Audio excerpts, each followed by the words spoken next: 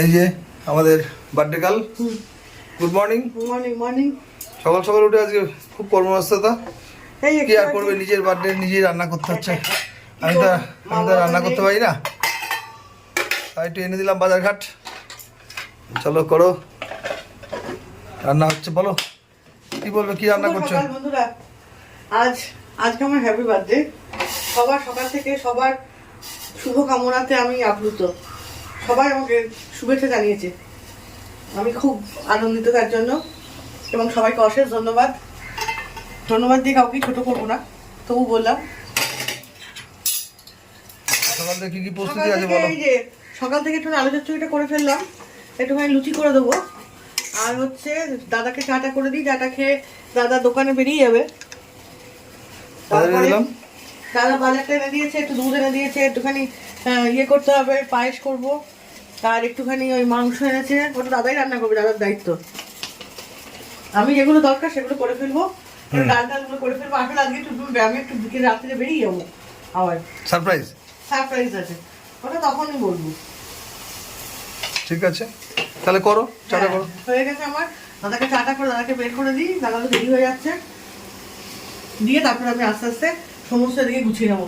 এমন কিছু রান্না করবো না, মোটামুটি একটু আধটু করবো। হ্যাঁ, সিম্পল খুব তাড়াতাড়ি অল্পই খাই আমরা, ফেলতে এক জায়গায় হচ্ছে এক জায়গায় বেরোবো, তো আমার গোছাগুছিও ব্যাপার আছে। Hot not decision. মেয়েটা বাড়িতে বসে আছে, অনেকদিন ধরে পরীক্ষা হয়েছে, একটুখানি ঘুরিয়ে নিয়ে আসি একদিনের জন্য। বুঝতে যাচ্ছি না যাচ্ছি সবই আমি আপনাদের জানাবো অবশ্যই, যখন বেরোবো সেই মুহূর্তে। কারণ আমার তো কথা, হয়তো এখন বলছি যাবো, তারপর কিছুক্ষণ পর হয়তো কোনো কারণবশত হয়তো যেতে পারলাম না, তাই জন্য তখনই বলবো। ঠিক আছে, সঙ্গে দেখতে থাকো আজকে সারাদিনের ব্লগটা। আশা করি তোমাদের ভালো লাগবে। আজ সকাল থেকে এত চাপের মধ্যে ছিলাম যে আমি আপনাদের সামনেই আসতে পারিনি। রান্না বান্না সমস্ত কিছু ব্যায়াম ট্যায়াম সব কমপ্লিট করে এই এলাম। আচ্ছা, কী কী রান্না করেছি দেখে নিন আজকে একটু। এই যে প্রথমেই এনাকে দেখালাম, বক্স আইটেম। এটা হচ্ছে বক্স আইটেম, খাসির মাংস। এছাড়া হয়েছে আপনাদের ডাল, 5 রকম ভাজা, পায়েস, চাটনি, ব্যাস। আর বেশি কিছু রান্না হয়নি, কারণ হচ্ছে এত কিছু খাওয়া যায় না, প্রথম কথা।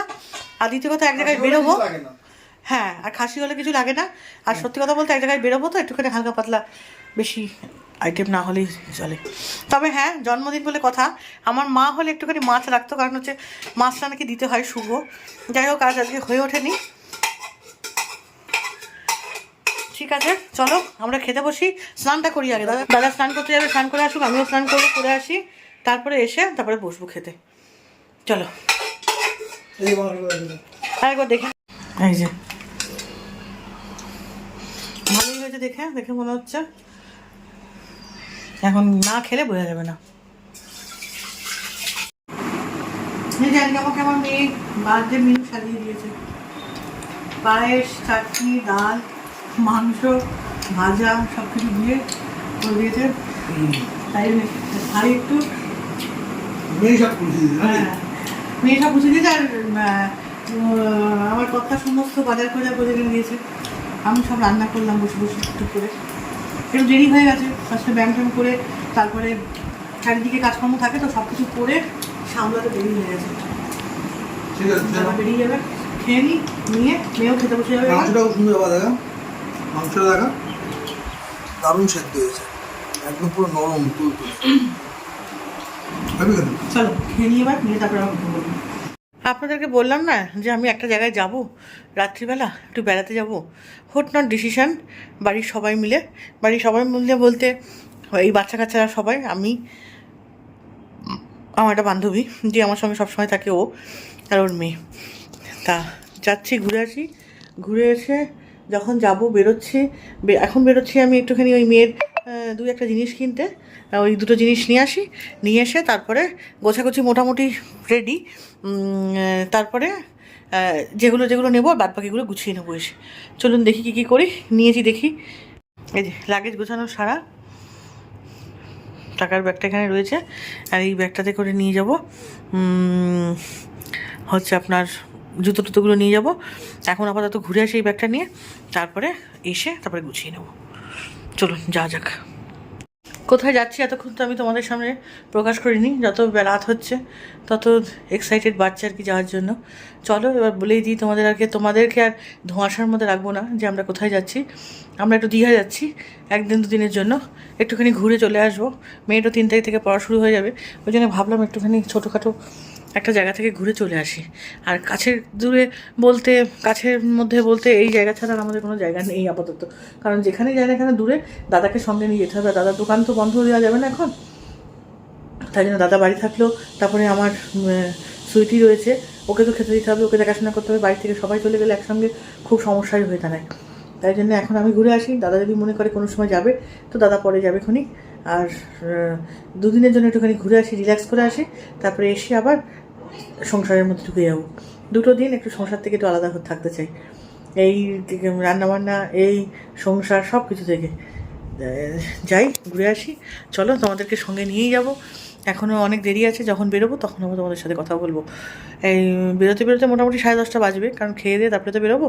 একটু রাত করে বেরোলে ওখানে গিয়ে যদি 5টা 5:30টার মধ্যে পৌঁছায় তাহলে হোটেলটা পেয়ে যাবো, আর আমাদের দাঁড়াতে হবে না।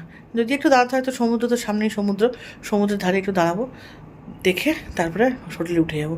তাই ইচ্ছা আছে যে একেবারে ফ্রেশ হয়ে ব্রেকফাস্ট করে তবেই বেরোবো। ঠিক আছে, চলো যতদূর কীভাবে কী করা যায়, কতদূর কী হয়, তোমরা তো আমার সঙ্গেই আছো, দেখতেই আছো। চলো সঙ্গে থাকো।